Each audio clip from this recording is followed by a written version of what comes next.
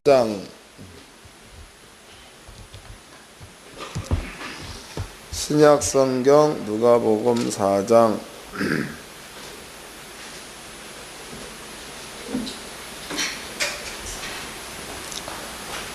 14절서부터 누가복음 4장 14절서부터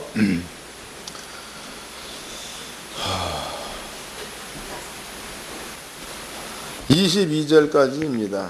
누가복음 4장 14절로 22절 다 같이 한 목소리로 합독을 하도록 하겠습니다. 누가복음 4장 14절로 22절 시작. 예수께서 성령의 권능으로 갈릴리에 돌아가시니 그 소문이 사방에 퍼지고 신이 여러 회당에서 가르치심에 무사람에게 칭송을 예수께서 그 자라나신 곳 나사렛에서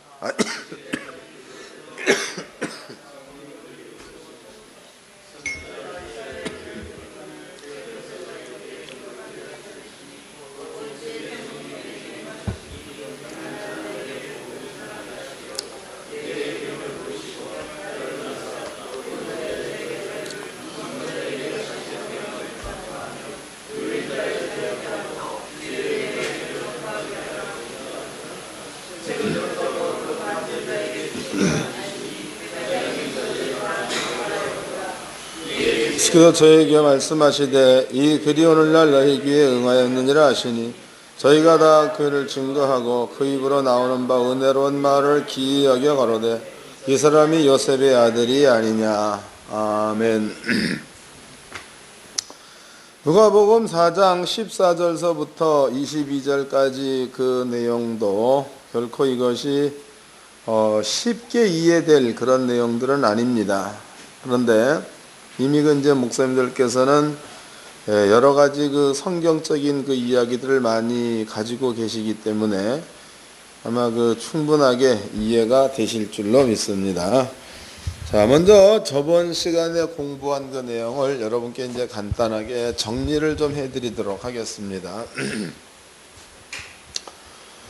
저번 시간에 그 공부한 내용은요, 가나안 땅에 대해서 대충 공부를 했습니다. 그리고 예수님께서 마귀한테 시험을 받는 거, 이것도 이제 공부를 했습니다. 가나안 땅에 이스라엘이 들어갈 적에는 광야를 지냈다 그랬죠. 광야에서 그네들이 살았던 세월은 40년입니다.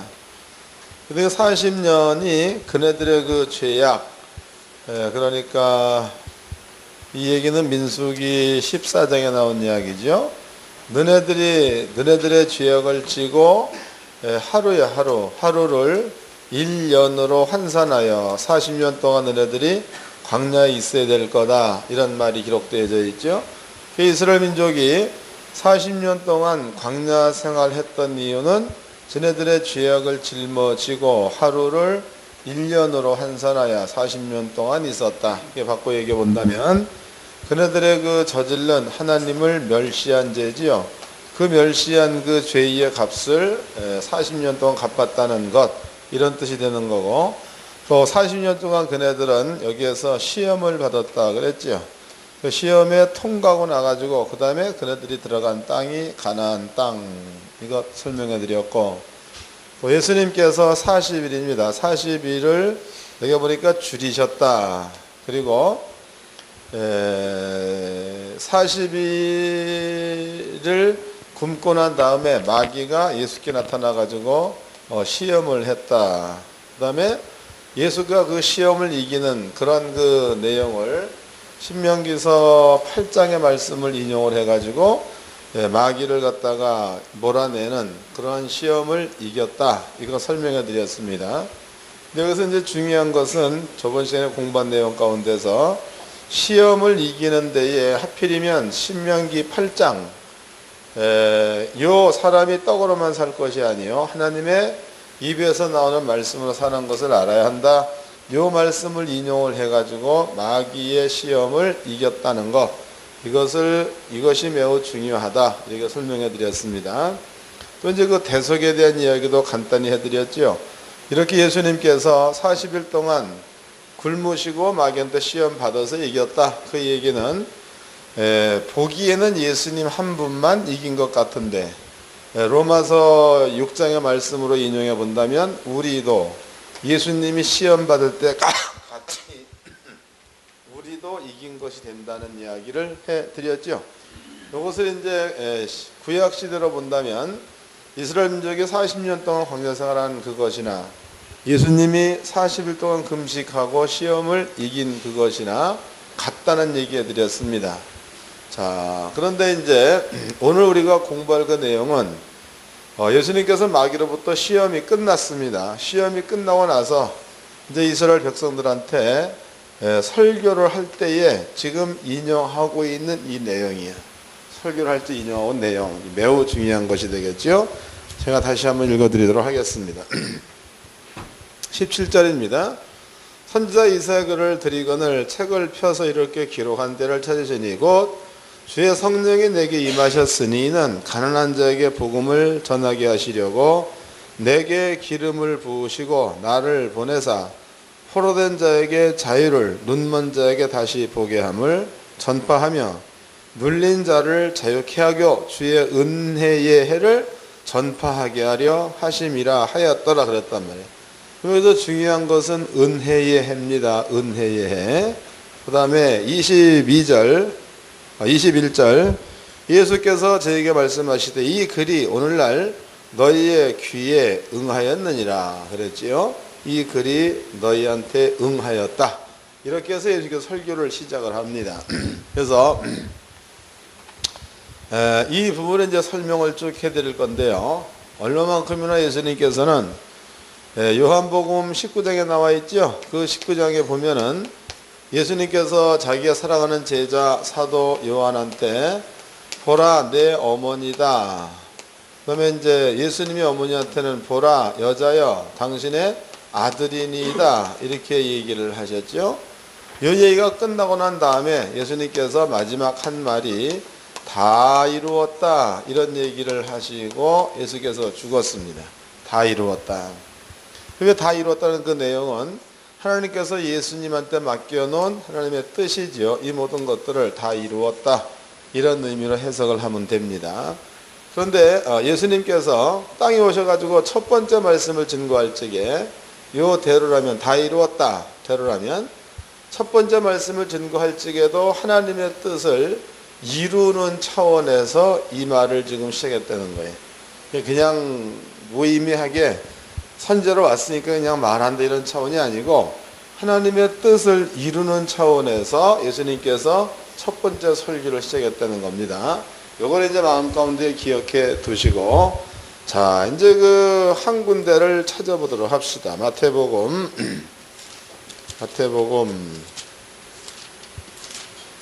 거기가 3장쯤에 기록되어져 있죠. 마태복음 3장 1절 읽겠습니다. 마태복음 3장 1절 그때에 세례 요한이 이르러 유대 광야에서 전파하여 가로되 회개하라 천국이 가까웠느니라 하였으니 이는 선지자 이사야로 말씀하신 자라 일렀으되 광야에서 외치는 자의 소리가 있어 가로되 너희는 주의 길을 예비하라 그의 첩경을 평탄케 하라 하였느니라 그랬단 말이에요. 그럼 여기에 등장된 자가 마태복음 3장에는 세례 요한이 등장을 합니다. 요한. 근데 그 요한이 하는 얘기가 회개하라 천국이 가까이 왔다 이런 말을 합니다. 그다음 이제 그 뒤에 쓴 말은 요 이야기는 그 이사야서에 이미 예언되었다 이렇게 말하고 있죠. 거기 다시 읽겠습니다. 3절 저는 선지자 이사야로 말씀하신 자라 일렀으되 광야에서 외치는 자의 소리가 있어 가로되 너희는 주의 길을 예비하라 그의 첩경을 평탄케 하라 하였느니라 그랬단 말이죠. 그럼 이 이야기는 이미 이사야서에 이 말이 기록되어 있다는 거예요. 이사야서 40장을 한번 보도록 하겠습니다. 이사야서 40장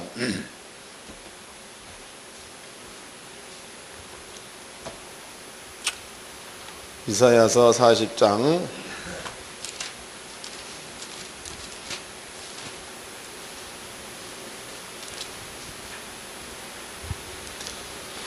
3절서부터 읽겠습니다. 이사야서 40장 3절. 외치는 자 소리야 가로되 너희는 광야에서 여호와의 길을 예비하라. 사막에서 우리 하나님의 대로를 평탄케 하라. 이 이야기를 마태는 인용을 했습니다. 그럼 여기에서 세례 요한이 회개하라 천국에 가까웠느니라 그렇게 이제 말씀을 시작을 했는데요. 그 이유는 왜 그런 건가? 세례 요한이라는 자는 주의 길을 평탄케 하는 자로, 또 광야에서 외치는 자의 소리로, 이미 선지자 이사야는 세례 요한에 대해서 예언해 놨다는 거죠. 예언. 근데 예언해 놓은 곳, 여기 보니까 이사야서 40장입니다. 이 40장을 찾아보았더니 요한이 길을 예비하는데 요한 뒤에 쫓아오는 자지요. 요한 뒤에 쫓아오는 자에 대해서 이사야 40장에서는 사람으로 설명되어 있지 않고 여기에는요 여호와라고 설명되어 있다는 거예요. 여호와. 다시 읽어보겠습니다. 잘 깨달으셔야 합니다. 20절. 외치는 자의 소리여 가로되 너희는 광야에서 여호와의 길을 예비하라. 여호와라고 나와 있죠. 여호와의 길을 예비하라. 그 다음에 사막에서 우리 하나님의 대로를 평탄케 하라. 여기는 또 하나님이라고 나와 있습니다. 그럼 이사야서 40장을 마태복음 3장에서는 인용해가지고 여호와의 길을 평탄케 하라. 그 다음에 하나님의 길을 평탄케 하라. 이렇게 이제 기록되어져 있다 이 말이에요. 그러니까 여기에서 요한 뒤에 오는 자는 이사야서에는 여호와가 온다, 하나님이 온다 이렇게 예언되어 있다는 거지요. 세례 요한이라는 자가 와가지고 복음을 전거할 적에 가장 먼저 한 얘기가 회개하라 천국이라는 말을 썼다고. 그러니까 이사야서에서는 여호와의 길을 평탄케 하라 이렇게 나와 있는데 세례 요한이 한 그 말은 회개하라 천국이 가까이 왔느니라 그랬단 말이죠. 그럼 지금 요한이 천국이라고 표현한 그 부분을 이사야서에는 여호와가 여호와의 길을 예비하라 그랬으니까 요한이 천국이라고 표현한 것은 여호와를 천국이라고 표현했다고 봐야 되겠죠. 다시 읽어보자고. 3절입니다.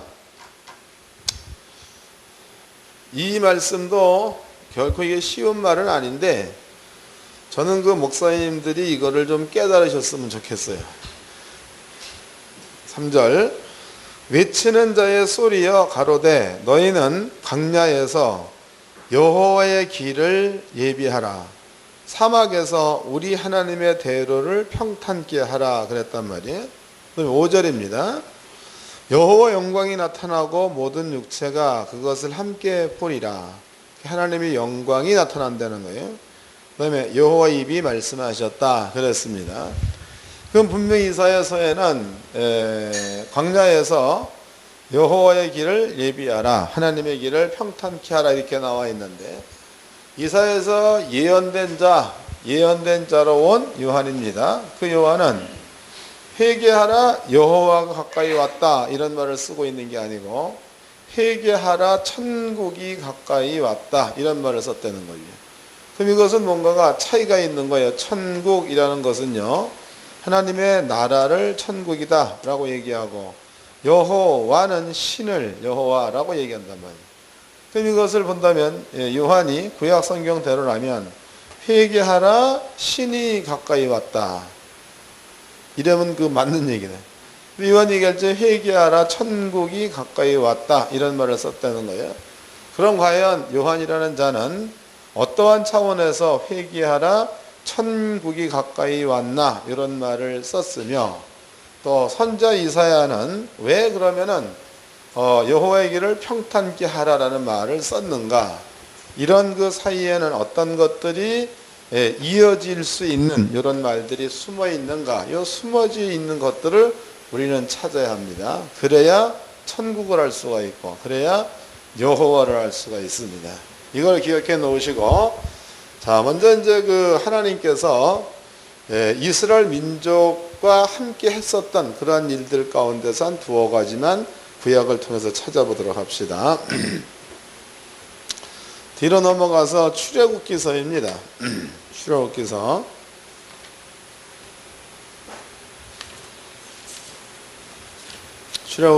14장을 펴놓겠습니다.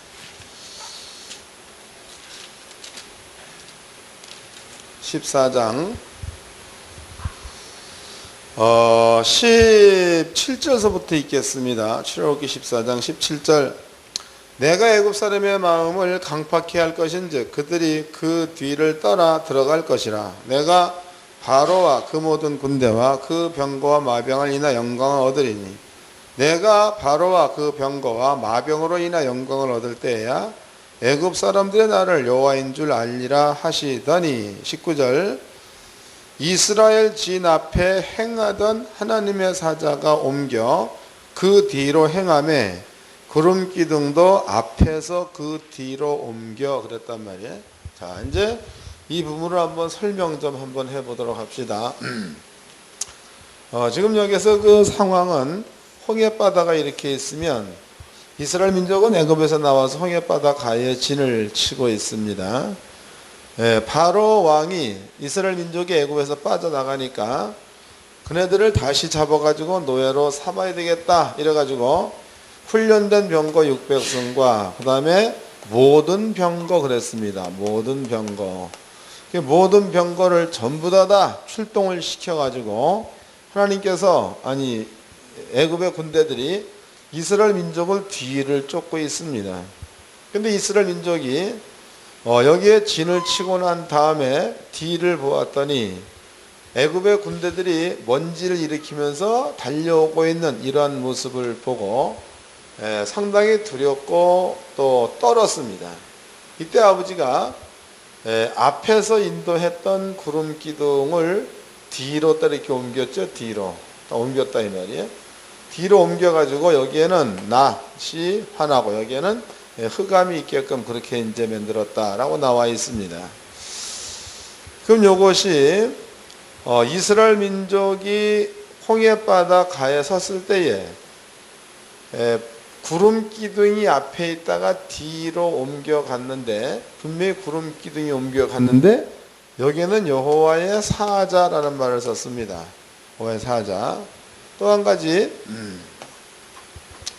나타나는 현상이에요. 현상은 사자가 앞에 가다가 뒤로 옮겨갔더니 이스라엘 민족 가운데는 밝음이 있고 그 다음에 애굽 사람 가운데는 흑암이 있고 이런 것들이 나누어진다 이 말이에요.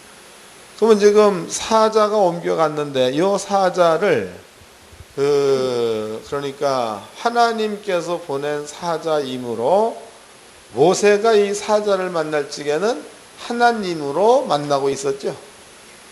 예? 다시 읽어보자고. 이해를 잘 하셔야 합니다. 19절입니다.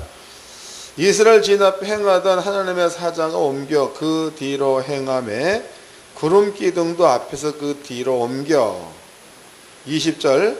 애굽의 진과 이스라엘 진 사이에 이르러 서니 저편은 구름과 흑암이 있고 이 편은 밤이 광명하므로 저편에는 구름과 흑암이 있고 이 편에는 밤인데도 환했다 그 말이죠. 광명하므로 밤새도록 이 편 저편이 가까이 못하였더라 그랬단 말이에요.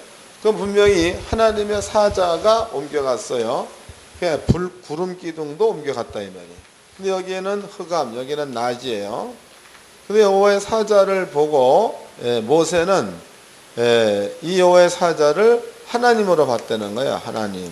이 내용은 지금 14장에는 이 말이 없는데요. 출애굽기 3장 거기에서 떨기나무에서 여기에서 모세가 가다가 나무가 타지 않는 것을 보고 돌아섰죠.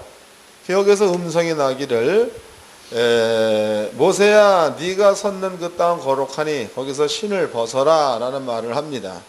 요럴 때에 분명히 여호와의 사자인데 여기서는 여호와라고 표현하고 있다 이 말이에요. 여호와. 여기에도 동일한 개념으로 보시면 되는 겁니다. 그러면 사자는 눈에 보이지 않는 거다고 구름 기둥은 눈에 보이는 거예요. 사자는 눈에 보이지 않는 건데 낮이나 흑암 이런 것들은 눈으로 구별할 수 있다는 거죠. 그러면은 요 사자를 그냥 우리가 그냥 빼버리고 하나님의 대변자 이걸 빼버리고 하나님이란 말을 집어넣어 보자고. 하나님. 그럼 하나님께서 앞에 가시다가 뒤로 갔단 말이죠. 구름 기둥이 앞에서 뒤로 옮겼어요. 여기는 낮이고 여기는 밤이다 그 말이에요. 그럼 여기에서 이스라엘 민족이 볼 적에는 하나님은 눈에 안 보이지만 밤과 낮은 보이겠죠. 이해가 되죠? 하나님은 보이지 않을지라도 밤과 낮은 구분할 수 있다는 거예요. 그러면 이렇게 낮이 된 이 상태를 이스라엘 민족의 차원에서 본다면은 하나님의 나라가 임했다라고 볼 수 있는 거다. 이해하셨죠? 다시 읽어드리겠습니다. 출애굽기 14장 19절입니다. 이스라엘 진 앞에 행하던 하나님의 사자가 옮겨 그 뒤로 행하며 구름 기둥도 앞에서 그 뒤로 옮겨 애굽 진과 이스라엘 진 사이에 이르러 서니 저편은 구름과 흑암이 있고 이편은 밤이 광명하므로 밤새도록 저편이 이편에 가까이 못하였더라. 이제 이해가 되시죠? 요거를 이해를 잘 하셔야 합니다. 그 다음에 이제 홍해가 갈라지는 사건에서도 동일한 사건이 일어납니다. 홍해를 이제 갈랐습니다. 모세가 지팡이를 내밀었더니 홍해가 반으로 갈라졌다고. 근데 이스라엘 민족이 홍해를 건널 적에 애굽의 군대들도 따라 들어왔습니다. 그 모세가 손을 뒤로 내밀었더니 홍해 바다가 다시 이렇게 합쳐져 가지고 이렇게 흘렀다는 겁니다. 그런데 눈으로 보여지는 현상은 애굽의 군대들이 물에 빠져 죽는 그런 현상입니다. 또 여기는 물벽이 세워지고 이스라엘 민족은 구원이죠. 구원받는 눈으로 보여지는 현상이 일어난 거예요. 근데 이 상태에서 영적인 이야기를 출애굽기 15장에서 해놨다는 거예요. 찾아보자고. 출애굽기 15장 17절입니다. 주께서 백성을 인도하사 그들을 주의 기업의 산에 심으리이다. 여호와여 이는 주의 처소를 삼으시려고 예비하신 것이라. 주여 이것은 주의 손으로 세우신 성소로 소이다. 그랬죠? 여기에 성소, 처소 이런 것들은요 하나님이 거하는 장소다 그 말이죠. 그럼 여기에서 이스라엘 민족이 있었다는 그 얘기는 출애굽기 15장에 하나님께서 계시는 성소라는 겁니다. 성소. 그럼 여기에서 하나님께서 이들과 함께 임마누엘 했을 때에 실제로 하나님 여기 임재한 거다고. 하나님이 임재하니까 백성들한테 나타나는 현상은 애굽 사람들이 물에 빠져 죽는 것으로 나타나고 있고 그네들은 물 가운데 있어도 죽지 않는 사건이 나타난 거죠. 요 나타난 현상 요것을 하나님의 나라로 보면 되는 거예요. 이해가 되시나요? 그러니까 이것은 떨어질래 떨어질 수 없는 관계인 겁니다. 그러니까 이사야서에 보니까 이사야서에 여호와의 길을 예비하라 이렇게 얘기했단 말이에요. 네 하나님의 길을 평탄케 하라 이렇게 얘기했어요. 근데 요한이 와가지고 회개하라 여호와께서 오신다 그렇게 얘기해도 되는 거예요. 근데 지금 요한이 얘기하기를 회개하라 천국이 가까이 왔다라고 말을 썼다고.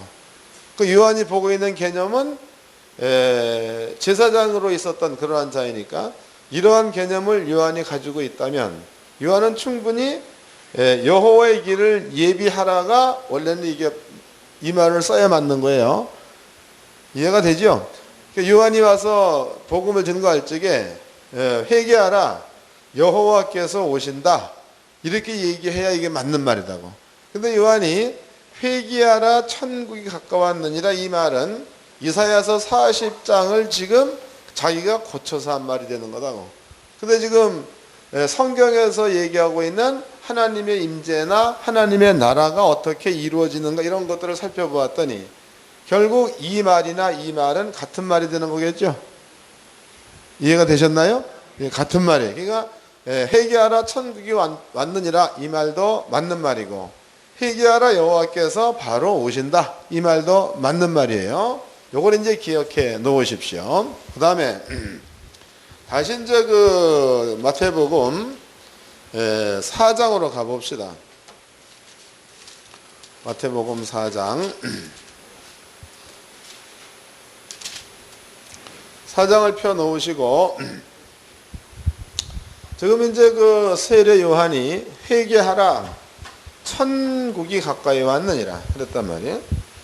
회개하라, 천국이 가까웠느니라. 이것은 전부 다 아는 그 내용이니까 이제 그 설명만 해드리겠습니다. 예수의 뒤에 온 자는, 아니 요한 뒤에 온 자는 예수님입니다. 근데 구약 성경에 이사야서 9장이지요. 9장에 예수에 대한 표현이 거기에 나와 있습니다. 한 아기가 우리에게 날 것이요, 그 이름은 기묘자요, 모사요, 전능자요, 영존자요, 평강의 왕, 이렇게 나와 있습니다. 그럼 이 얘기도 요한 뒤에 오는 자는 여호와가 온다, 이런 뜻이 되겠죠. 하나님께서 오신다, 이런 얘기다 말이죠. 그 다음에 또 이제 미가서 5장에 나타나 있죠. 베들레헴 에브라다야, 네가 유다 고을 가운데 작을지라도 너에게로부터 세상을 다스릴 자가 나올 것인데 그는 그의 근본은 상고의 태초. 이것도 역시도 하나님께서 온다, 이런 얘기가 되겠죠. 또 이사야서 35장입니다. 여기에도 보면은 여호와께서 보복하시며 보수하여 주시는 날, 그날에 벙어리가 말하고 쏘경이 눈을 뜨고, 이것도 여호와가 온다, 이런 얘기단 말이죠. 그러면 예수가 이 땅에 올 것에 대해서 구약 성경에는 전부가 다 여호와께서 올 거다라고 예언되어 있습니다. 그러면 이제 예수가 왔습니다. 예수에 왔으면은 이사야 40장 그 말씀대로 외치는 자의 소리여, 요한이 먼저 와가지고 여호와의 길, 하나님의 길을 평탄케 하기 위해서 요한은 먼저 옵니다. 요한 다음에 막바로 따라오는 자는 구약 성경으로 미뤄본다면 여호와가 따라오는 거다고. 그래서 요한은 회개하라, 천국이 가까이 왔다, 이런 말을 썼다는 겁니다. 천국. 그러면 예수요, 예수. 그 요한 뒤에 쫓아온 자는 예수님이 이제 쫓아왔는데, 예수님은 여호와라는 이름을 가지고 예수가 땅에 왔다면은요, 그 예수님께서는 요한의 말대로라면 회개하라, 천국이 가까이 왔다. 그래서 요한이 자기 뒤에 오는 자 예수를 놓고 이런 말을 했다면, 예수는 요한 뒤에 막바로 온 자니까 예수가 복음을 증거할 적에는 회개하라, 천국이 왔다라고 얘기를 해야 맞다는 거죠. 회개하라, 천국이 왔다. 그런데 예수님 역시도 천국이 왔다라는 말을 쓰는 게 아니고 천국이 가까이 왔느니라, 미래형을 쓰고 있다, 이 말이죠. 이제 읽어보도록 하겠습니다. 마태복음 4장 15절서부터 읽겠습니다. 스불론 땅과 납달리 땅과 요단강 저편 해변길과 이방의 갈릴리여, 흑암에 앉은 백성이 큰 빛을 보았고 사망의 땅과 그늘에 앉은 자들에게 빛이 비치었도다 하였느니라. 이때부터 예수께서 비로소 전파에 가라사대 회개하라, 천국이 가까 왔느니라 하시더라. 그러니까 예수님은 천국이 왔다라고 해야 맞는데 천국이 가까이 왔느니라, 이렇게 표현을 하고 있습니다. 그러면 예수님께서 천국이 가까이 왔느니라 이런 말을 썼다는 이야기는 예수님 뒤에 천국이 또 온다는 뜻이 되겠죠. 예수님 뒤에 천국이 온다, 이런 뜻입니다. 근데 마태복음 12장에 예수님께서 성령을 천국, 하나님의 나라로 말한 것을 보니까, 그러면 성령이 이 땅에 왔을 그때를 예수님께서는 천국이 왔다로 말하는 것이다 말이죠. 이해가 되셨죠? 자, 이제 두 가지를 설명해 드렸습니다. 한 가지는 뭐냐면 하나님께서 온다, 이것을 세례 요한이 보고 있는 관점은 하나님이나 천국이나 하나님이 오게 되면 환경이 그렇게 만들어지기 때문에 같다. 또 이제 예수님께서 얘기하시는 거예요. 회개하라, 천국이 왔다. 그 예수님은 여호와의 이름을 가지고 오고 있는 분이니까 당신이 왔으면 내가 천국이다 이렇게 말해야 맞는데, 그 뒤에 회개하라 천국이 가까이 왔느니라 이런 말을 썼으니까 그 뒤에 오는 자는 성령이라는 겁니다. 때문에 성령은 이 땅에 하나님의 나라로 이 땅에 오셨는 줄로 믿으시기 바랍니다. 그래서 성령이 하나님의 나라가 되는 거예요. 자, 대충 이제 설명해 드렸습니다. 대충 이제부터 말씀을 정리를 해보도록 하자고. 이제는 목사님들이 이걸 가져가야 합니다.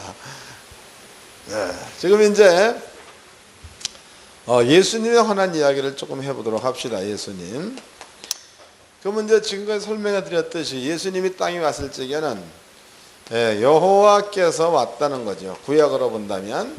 근데 여호와께서 온 그 자리에 보니까 빛이 있고 구름 이편에는 광명이 있고 그 다음에 구름 저편에는 흑암이 있고, 그래서 여호와께서 오니까 하나님의 나라가 형성된다는 거예요. 여호와께서 오니까 하나님 나라가 형성되는 거예요. 그 다음에 또 이제 그 홍해도 마찬가지죠. 홍해 사건도 여호와께서 이스라엘 민족을 성소 삼고 그 안에 임재에 계시니까 보이지는 않는 건데 하나님의 나라가 형성됐다는 거다고. 그래서 홍해 바닷물이 이스라엘 민족을 덮치지를 못했다는 이야기죠. 하나님께서 이스라엘 민족을 성소 삼고 있기 때문에 그 물이 덮치지 못했다 이런 얘기다 말이죠. 그 먼저 예수님께서 땅에 왔을 적에 구약으로 밀어본다면 여호와가 육신을 입고 온 거예요. 육신을 입고. 그럼 예수가 육으로 볼 적에는 그냥 사람인데, 그러나 영적인 개념으로 본다면 여호와께서 이 땅에 왔다가 되는 거예요. 그 여호와께서 이 땅에 왔다 이 말을 구약적 관점으로 본다면 여호와가 간 곳은 천국이 이루어졌죠.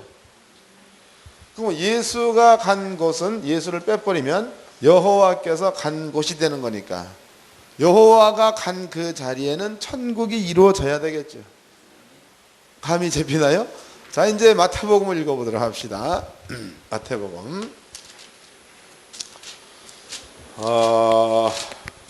8장입니다.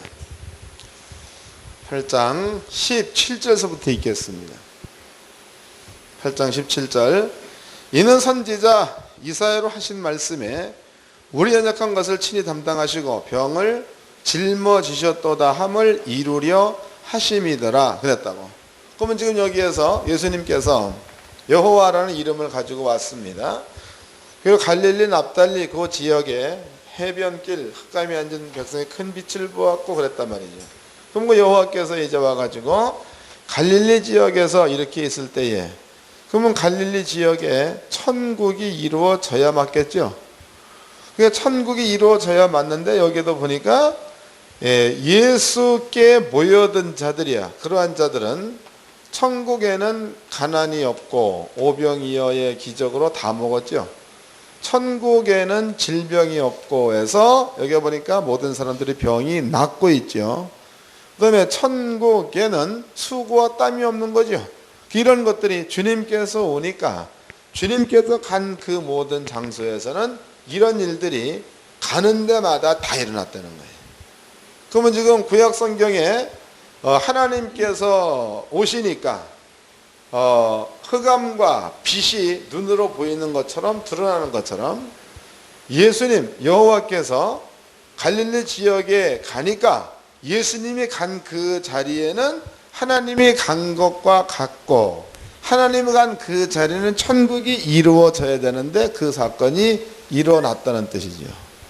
이해가 되셨죠? 요걸 이제 기억해 놓으십시오. 요것을. 자, 이제 우리는 구약 성경에서의 가나안 땅입니다. 가나안 땅. 그러면 이제 신약 성경에서의 가나안 땅 두 가지를 한번 이제 분별을 해볼 필요성이 있습니다. 그럼 구약 성경의 가나안 땅, 여기는 꼭 40년이라는 세월이 지나가야지만이 백성들이 그 땅에 들어갈 수가 있습니다. 그런데 이 가나안 땅을 들어가 보면은 이 가나안 땅에는 여기에는 수고와 땀이 없는 땅이다.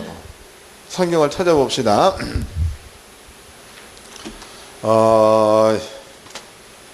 신명기서 6장입니다.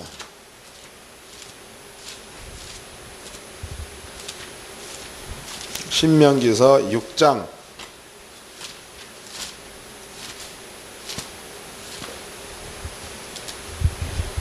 10절서부터 읽겠습니다.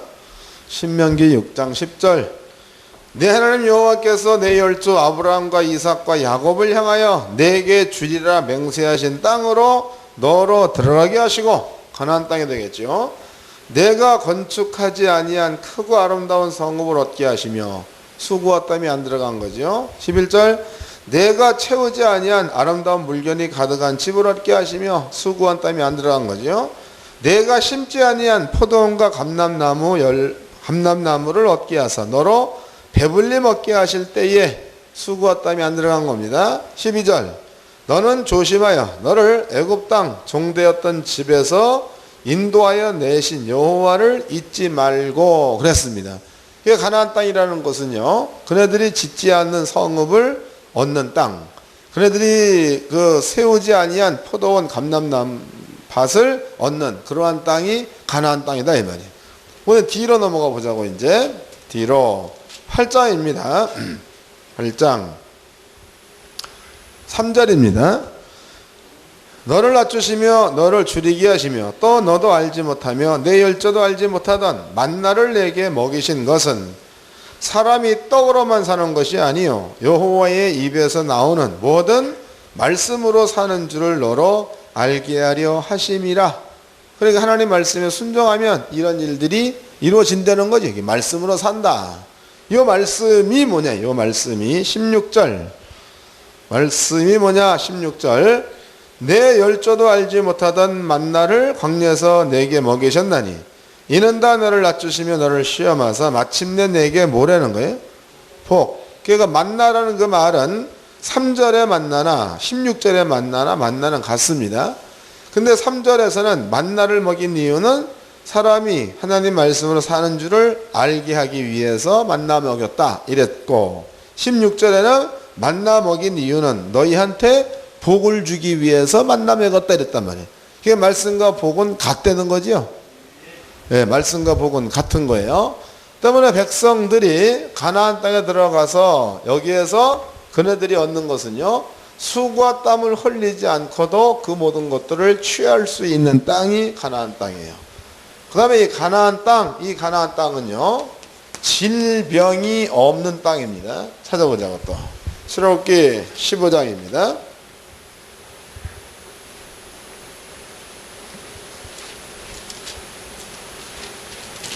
출애굽기 15장 26절서부터 읽겠습니다. 출애굽기 15장 26절. 가라사대 너희가 너희 하나님 나 여호와의 말을 청정하고 나 보구의 의를 행하며 내 계명의 귀를 기울이고 내 모든 규례를 지키면 내가 애굽 사람에게 내린 모든 질병이 하나도 너에게 내리지 아니하리니. 애굽 사람에게 내린 모든 질병이 뭐래요? 하나도. 바꿔 얘기해 본다면 하나님의 말씀 순종하면 애굽의 질병이 하나도 이스라엘 민족 가운데는 없이 하겠다, 이런 뜻이 되겠죠. 그러니까 가나안 땅은 하나님의 법 가운데 말씀을 믿는 믿음으로다가 살게 되어지면, 그러면은 이스라엘 민족이 가나안 땅에 들어가면 수고와 땀이 없고 그 다음에 질병이 없게 그렇게 살 수 있는 땅이 가나안 땅이다 말이죠. 감이 잡히죠? 이 땅이 가나안 땅이에요. 그렇다면은 이 가나안 땅을 사도 바울은 가나안 땅 이렇게 말하는 게 아니고 안식의 땅, 너네들이 쉬는 땅 그랬단 말이에요. 히브리서를 찾아봅시다.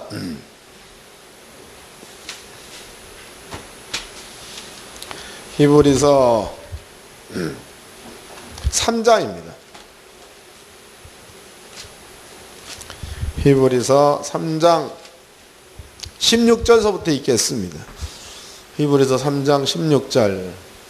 듣고 경록히 하던 자가 누구냐? 모세를 쫓아 애굽에서 나온 모든 이가 아니냐? 또 하나님이 40년 동안에 누구에게 노하셨느냐? 범죄하여 그 시체가 광야에 엎드려진 자기가 아니냐? 40년 광야 생활을 기록한 겁니다. 18절. 또 하나님이 누구에게 맹세하사 그의 안식에 들어오지 못하리라 하셨느냐? 곧 순종치 아니하던 자기가 아니냐? 이러보건대 저희가 믿지 아니함으로 능히 들어가지 못한 것이니라 해서 광야에서 엎드려진 자들, 그네들이 가나안 땅에 못 들어갔는데 여기에서는 안식에 못 들어갔다라고 표현하고 있죠. 4장 1절입니다. 이러므로 우리는 두려워할지니 그의 안식에 들어갈 약속이 남아있을지라도 너희 중에 혹 미치지 못할 자가 있을까 함이라. 2절. 저희와 같이 해서 저희는 3장 16절서부터 19절까지 사람들을 얘기하는 거죠. 저희는 광야에서 엎드려져 죽은 자들을 얘기하는 거예요. 저희와 같이 우리도 복음 전함을 받은 자이나 그러나 그 들은 바 말씀이 저희에게 유익되지 못한 것은 듣는 자가 믿음을 화합지 아니함이라. 3절. 이미 믿는 우리들은 저 안식에 들어가는 도다 그랬단 말이에요. 여기 사도 바울은요, 이 가나안 땅을 안식의 땅이라고 얘기합니다. 그러니까 수고와 땀이 있으면 안식할 수 없는 겁니다. 질병이 있으면 안식할 수가 없습니다. 그래서 이 가나안 땅을 사도 바울은 안식의 땅, 즉 수고와 땀이 없는 땅, 그 다음에 질병이 없는 땅, 가나안 땅을 안식의 땅 이렇게 표현을 합니다. 그럼 이스라엘 민족은요, 40년 동안 광야 생활을 마치고 이스라엘 백성들이 가나안 땅에 들어가 버리면 그럼 여기에서는요, 수고와 땀이 없고 여러 가지 질병이 없는 이러한 삶을 여기에서 살게 되어지는 거니까 이것을 사도 바울은 안식의 땅 이런 말을 썼습니다. 안식의 땅. 또 이것을 안식의 땅을 다른 말로 바꿔 얘기해 본다면 이것을 또 하나님의 나라라고도 표현해도 되겠죠. 요 땅을. 이해가 되죠? 때문에 이제 가나안 땅에 대한 공부를 많이 하셨어요. 그래서 이 땅은 죄인은 들어갈 수가 없는 땅. 또 이스라엘 민족으로 이 땅에 거하게 하기 위해서 하나님은 법을 주셨고 또 이제 또 성전을 주셨고 모든 죄가 용서될 만한 제사법을 주어가지고 민족의 모든 죄가 이런 의식을 통해 가지고 하나 또 없게 만들어서 계속적으로 가나안 땅, 거룩한 땅에 거할 수 있게끔 아버지께서 배려해 놓았다는 거 다 알고 있는 내용들입니다. 때문에 가나안 땅은요, 눈으로 보여지기에는 똑같은 땅인데 그런데 성경은 안식의 땅, 그 다음에 하나님의 말씀을 믿는 믿음으로 이 가운데 사는 그러한 땅이기 때문에 하나님의 나라라고도 표현할 수가 있다는 거예요. 예수님께서 이제 하나님의 나라 성령을 얘기하겠죠. 성령을 이 땅에 보낼 때에 그냥 보낸 게 아니고 예수님은 40일 동안 금식이라는 것을 하시죠. 그 다음에 십자가에 죽는 사건을 주님께서 또 일으켜내시죠. 그러면 이제 우리입니다. 우리는 예수를 믿는 믿음만 가지고 있으면 우리는 40년을 거치지 않고도 예수를 믿는 믿음을 가지고 있으면 막바로 이 땅에 들어가게 되는 거다고. 믿습니까? 막바로 들어가는 게 막바로. 그러니까 이제 어떤 목사님들은 성도들을 이렇게 분리를 할 적에 너네들은 지금 애굽에 있다. 너네들은 지금 광야에 있다. 너네들은 지금 가나안 땅에 있다. 이렇게 나누어 가지고 분리하시는 분들도 있어요. 그러나 예수를 믿는 믿음만 가지고 있으면 애굽이나 광야는 지난 거죠. 그리고 막바로 가나안 땅에 들어간 것이 되는 겁니다. 이해가 되죠? 한 가지 예를 좀 들어보겠습니다. 가령 이제 어떤 그 성도님이 질병이 있어, 질병. 근데 질병이 있는데 예수가 채찍에 맞았다는 사실을 믿어버리니까 이게 나버렸어요. 그럼 막바로 가나안 땅에 들어간 거죠. 이해가 되시요? 어저께도 우리 교회에 이제 어떤 그 학생이 하나가 들어왔어. 걔가 16인가 뭐 7인가 했다고 하던데.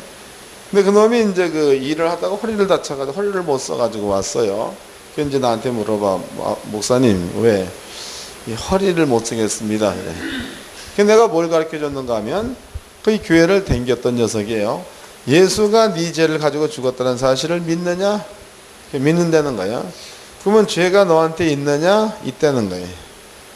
그러면 성경은 네 죄를 예수님이 가지고 갔다. 이게 성경이고 네 생각은 네 죄가 너한테 있다가 네 생각이다. 그러면 성경을 믿어야 하느냐? 네 생각을 믿어야 되느냐? 그 놈이 가만히 생각해 보더니 성경을 믿어야 합니다.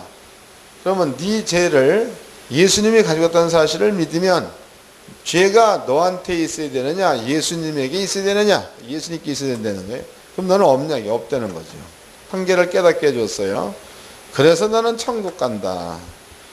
그 다음에 예수가 채찍에 맞을 때 이 채찍 맞는 그 사건이 네 질병을 전부 다 짊어지고 가는 거다라고 성경에 나와 있다. 그 위에 게 믿어지면 이것도 믿어져야 되지 않겠느냐? 그렇다는 거예요. 이거 믿느냐? 믿겠다는 거죠. 그러면 지금 일어나 가지고 한번 허리를 다쳤을 때에 네가 움직이면 아픔을 느끼지 않느냐? 그 행동을 한번 해보라 라고 시켰단 말이죠. 그래서 그놈이 이제 일어나 가지고 이렇게 돌려보기도 하고 그 다음에 이렇게 돌려보기도 하고 그랬더니 처음에는 긴가민가해서 입이 굳었습니다. 이렇게. 근데 한 바퀴 돌리더니 입이 이렇게 돼버려. 이제 두 바퀴 돌리더니 입이 이만큼 되고 그 다음에 구부렸다가 손이 땅에 닿으니까 그 다음에는 입이 막 너무나 크게 막 이렇게 벌어지더라고. 금방 일어나는 사건이다. 깨달을 때에 천국에 입성한 거죠. 이해되시나요? 그러니까 여기에서 40년 동안 광야 생활을 빙자해가지고 성도들을 자꾸 어두운 가운데 가두지 마세요. 예? 예수가 모든 것들을 가지고 죽었다는 사실을 믿음으로써 하나님 나라에 막바로 들어갈 수 있다는 그런 사실들을 가르쳐 준다면 성도들은 쉽게 수고와 땀을 버리고 질병도 버릴 수가 있는 줄로 깨닫기를 바랍니다. 그럼 예수가 왔습니다. 이제 와가지고 회개하라 천국이 가까웠느니라 라고 얘기했어요. 그러면 그 천국이라는 것은 이렇게 하나님의 나라 곧 성령을 두고 예수님은 천국이란 말을 썼다면 천국. 자, 그렇다면 이제 예수님께서 마귀한 때 시험을 받았습니다. 시험을 받고 그 다음에 이제 우리에게 요 사실을 믿기만 하면 너네들은 막바로 천국이다 그래 버렸어요. 천국이다. 근데 요것으로만 끝나는 게 아니고 우리 속에 예수님께서 하나님의 이름을 또 두었다 라고 나와 있죠. 찾아보자고 이제 요한복음 17장입니다.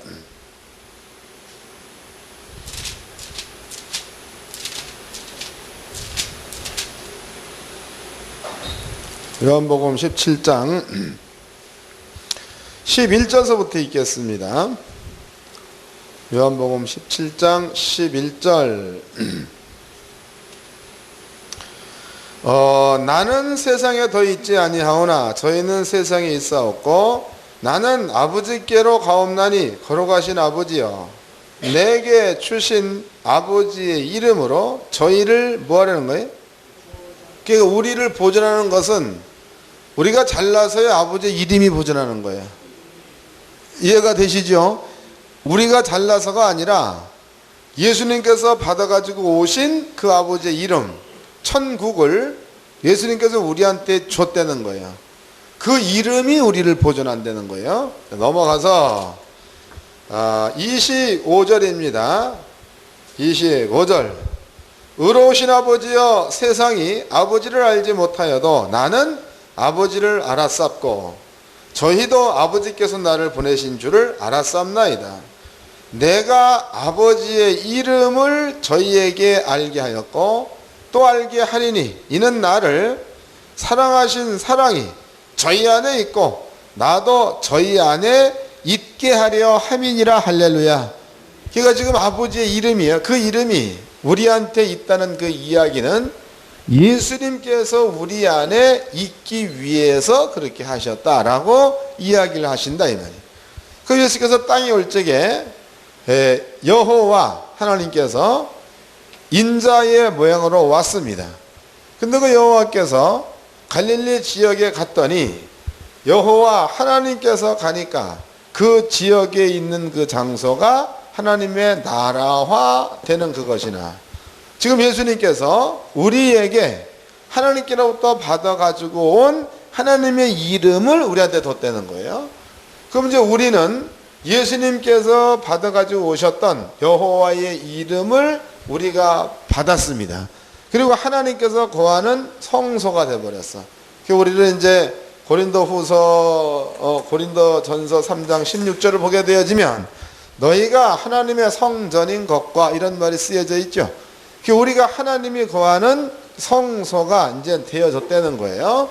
그렇다면은 우리의 지금 위치가 예수님께서 땅에 왔을 때에 예수가 가는 그 자리는 하나님의 나라화 되어지는 그것이나, 우리가 지금 주님께서 말씀하신 그대로 이렇게 세상 가운데 갔을 때에 우리가 하나님의 이름을 가지고 세상 가운데 선 그 위치나 이제는 같은 위치가 된 거죠.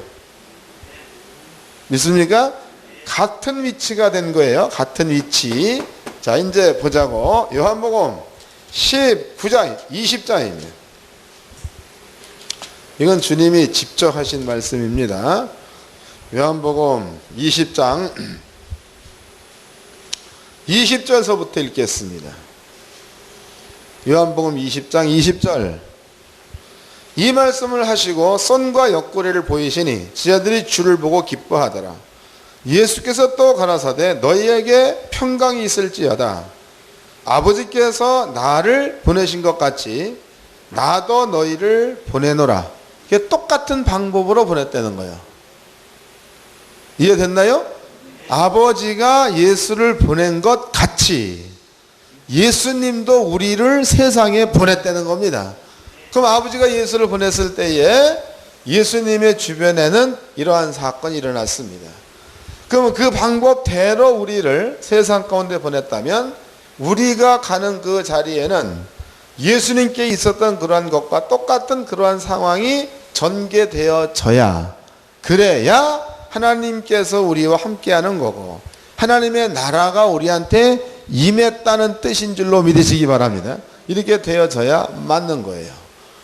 근데 지금 현재 우리가 있는 그 위치입니다. 그 위치를 가만히 보면 우리가 가는 그 자리에 천국이 이루어지는 현상이 나타나야 되는데 이런 것들이 어쩌면은 안 나타날 수도 있죠. 안 나타나기도 한다 이 말이에요. 이것을 우리가 어떻게 생각을 해야 맞느냐, 고민은 목사님들이 하십시오. 이런 것들은. 예? 그러니까 가나안 땅이라는 게 그런 거예요. 가나안 땅은 가나안 땅에 있는 죄인들이죠. 성경은 400년 동안 하나님께서 본 겁니다. 그네들에게 죄 때문에 가나안 사람들을 전부 다 죽였다 이 말, 하나님께서. 그럼 이 땅을 거룩하게 만들어 놓았습니다. 거룩하게 만들어 놓고 이 땅에는 죄악이 없는 땅이야. 이스라엘 여기에 딱 들어가니까 이때서부터 여러 가지 기사와 표적이 따르죠. 이스라엘 이제 가니까 여리고 성 무너지고 기적이죠. 또 이스라엘 이제 가가지고 전투할 적에 태양아 머물러라. 가나안 땅에서만 가능한 일이다. 달아 너도 그리할지어다. 가나안 땅에서 가능한 일이다. 85세 된 갈렙이라는 자가 그 땅에서 가장 힘이 센 헤브론 족속을 쳐들어갈 때에 그때도 갈렙이 이기고 있습니다. 이건 안식이다 그래. 가나안 땅에서 가능한 일이다. 예수가 땅에 왔습니다. 세상 죄를 가지고 죽었다. 가나안 땅이 죄 없는 땅이 된 것처럼 이 땅에서 예수님께서는 모든 죄를 없애는 작업을 당신이 죽음으로써 해놓았다 이 말이에요. 그럼 바탕은 가나안 땅이나 지금이나 똑같이 된 거죠.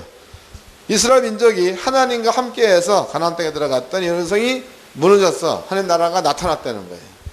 그 우리도 지금 예수님 보니까 하나님의 이름으로 와가지고 나가니까 나라가 나타나고 있죠. 초대교회 사도 바울도 혼자이지만 그가 가니까 빌립보 지역에 하나님의 나라가, 고린도 지역에 하나님의 나라가, 에베소 지역에 하나님 나라가, 또 이제 그 뭡니까 그저 사도 바울이 돌려맞아 죽임을 당했던 장소, 거기가 어디야? 여기에도 하나님의 나라가 나타나더라 이 말. 그 우리에게도 지금 똑같은 방법으로 아버지가 예수님이 우리를 세상에 보냈다 했으니까 우리가 가는 그 자리에는 이미 이제 죄악은 주님이 가져가버린 거고 가나안 땅처럼 만들어진 데에 우리가 살고 있는 거니까 우리 가는 그 자리에는 하나님의 나라가 나타나야지만이 이게 성경적으로 맞다 이 말이에요. 근데 지금 우리는 이런 일들 지금 못하고 있는 거죠. 예수님께서 하는 얘기가 그 얘기예요. 누가복음 4장 14절 오늘 본문의 말씀에 주의 은혜의 해, 은혜의 해. 그 은혜라는 그 말은요, 값없이 공짜로 받는 게 은혜예요. 우리의 수고를 해가지고 받는 게 아니고 공짜로. 하나님께서 한테 주시고자 약속한 은혜의 해가 너희 가운데 임하였느니라 라고 말씀을 하셨다는 거죠. 그럼 이 사실은 주님이 한 얘기가 그대로 됐다는 거 아니에요? 맞죠? 그대로 된 겁니다. 그 믿음이라는 것은 이렇게 됐다는 사실을 그대로 인정을 하고 그럴 모든 은혜를 땅에서 누리며 살 줄 아는 자가 그래야 믿음이 있는 자가 되는 거지요. 말로는 뭐 알긴 다 알아. 근데 그 은혜의 해를 누리지 못하는 자리에 머물러 있다. 가령 알기는 아는데 우리는 다 알죠. 예수님이 우리 죄를 가지고 죽었다. 이거 다 알아. 근데 물어보면 죄가 나한테 있다라고 얘기한다면 이거 모르는 거지요. 이런 것처럼 우리가 분명히 예수님은 은혜의 해가 우리한테 응하였다. 이미 은혜의 하나님 나라가 우리한테 이루어졌다는 거예요. 그럼 우리는 이 가운데 들어가서 이 사실을 그대로 믿고 이걸 누리며 살아야 이게 은혜의 해가 임했다는 사실을 아는 자다. 아는 자. 근데 글로는 알고 눈으로 보아서 알긴 하지만 이 모든 것들을 누리면서 살지 못한다면 그 사람은 아는 것 같은데 모르는 자라는 거예요. 이해가 되지요? 우리의 위치를 예수님이 이렇게 높여놨습니다. 이제 히브리서에 보면 여기에는요, 아예 예수님께서 우리를 거룩하게 만들었다라고 나와 있죠. 히브리서 2장을 찾아봅시다.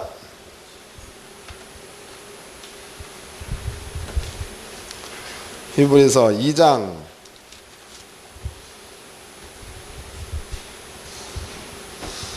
10절서부터 읽겠습니다. 만물이 인하고 만물이 말미암는 자에게는 많은 아들을 이끌어 영광에 들어가게 하시는 일에 저희 구원의 주를 고난으로 말미암아 온전케 하심이 합당하도다. 거룩하게 하시는 자와 거룩하게 함을 입은 자들이, 그러면 거룩하게 하시는 자는 하나지 한 사람, 그 다음에 거룩하게 함을 입은 자들은 여럿이 되는 거예요.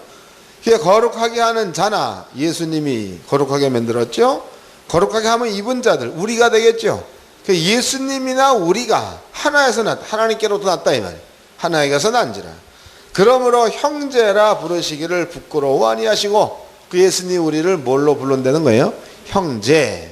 그럼 예수님은 우리한테 뭐가 되는 거예요? 형님이 되는 거다. 주님께서 이렇게 우리를 거룩하게.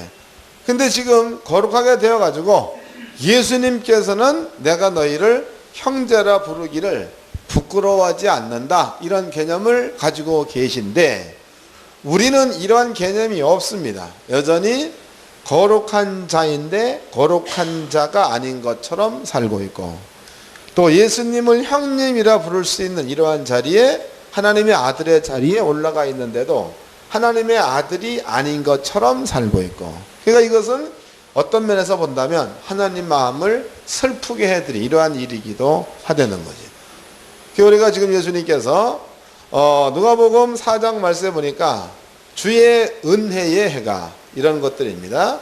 오늘날 너희의 귀에 응하였느니라 이런 얘기했단 말이에요. 그리고 수많은 사람들이 이 말을 듣기 위해서 전부 다 모여들었죠.